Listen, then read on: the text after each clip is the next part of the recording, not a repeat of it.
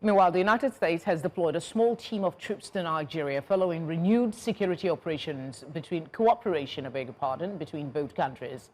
U.S. Africa Command confirmed the deployment during a press briefing on Tuesday. It said the move followed discussions between General Dagvin and President Bola Tinubu in Rome last year.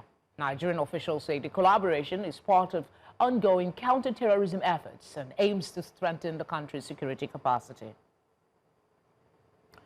Security analyst Dr. Dickson Osagie joins me now for this conversation. Thank you very much for being here with us. This hearing, Thank you.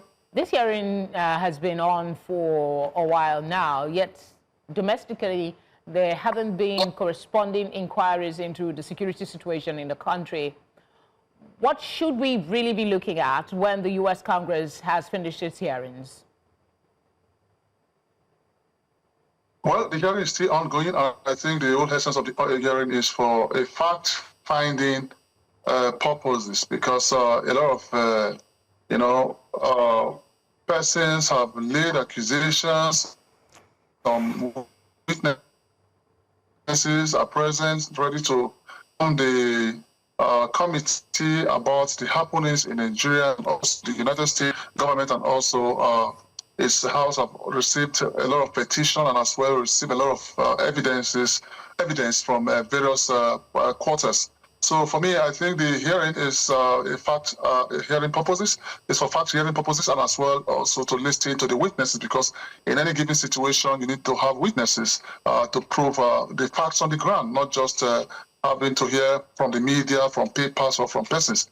So these witnesses would have to, state their facts and also inform the House what went wrong, what they went through as well, and what they personally experienced during the genocide mission. And it's so sad that Nigeria is a subject of discussion in this genocide issues, because it's been long. A lot of persons, professionals, have been clamoring for actions from our government, but nothing has been heard.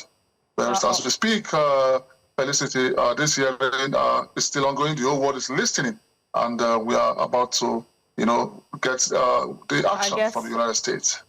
I guess there's so much angles to look at this, but time is always a factor. So let's just take on the one that is also in the news, the bringing of U.S. troops to Nigeria. How should we be viewing this development? There have been collaborations before now. We know that they've been sharing aerial and intelligence and all of that from Ghana, but now they're going to be on the ground. Your thoughts? Well, fantastic. I welcome their presence on ground because the Nigerian military has gambled with this period of insecurity for so long. 16 years down the line, a lot of sacrifices. Many officers have killed, generals has been killed in the battlefield by these criminal elements. Officers and soldiers have been killed. A lot of families have been thrown into mourning, and this is a devastating situation.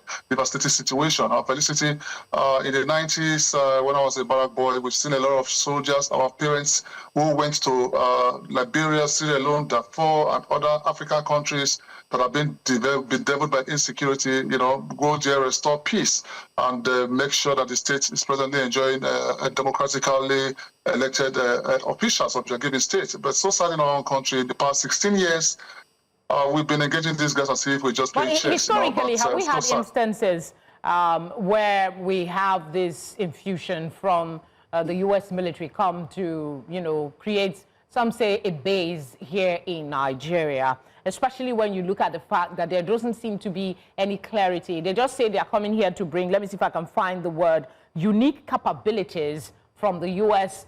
for Nigeria military here. Isn't there other ways that these capabilities can be shared since it's not being disclosed? Capability, personnel-wise, you've seen the men on the ground. I think I saw them on the ground, and that is also personnel capability. Capability can be in various formations. Intelligence sharing capability is another thing. Another aspect is personnel. So I think the personnel on the ground are ready to support our military. General Anderson, the general in charge of African Command, have stated it very clearly that he met with our president last year in Rome, and they've had some discussion, and they are trying to see how they can collaborate with the Nigerian military. And I tell you, Felicity, the few soldiers I saw on the ground this afternoon from the United States, I tell you, with an appropriate technology, they can take out this terrorist group. We don't need a lot of soldiers to take out terrorist group. Few soldiers can do the job. And in the coming days, if they want to engage these terrorists, you will come back to me and confirm this capability of the United States of America. Well, I'm hopeful. I'm sure the Nigerians, I would just want an end to the problems. Thank you very much, Dr. Osagie. Thank you.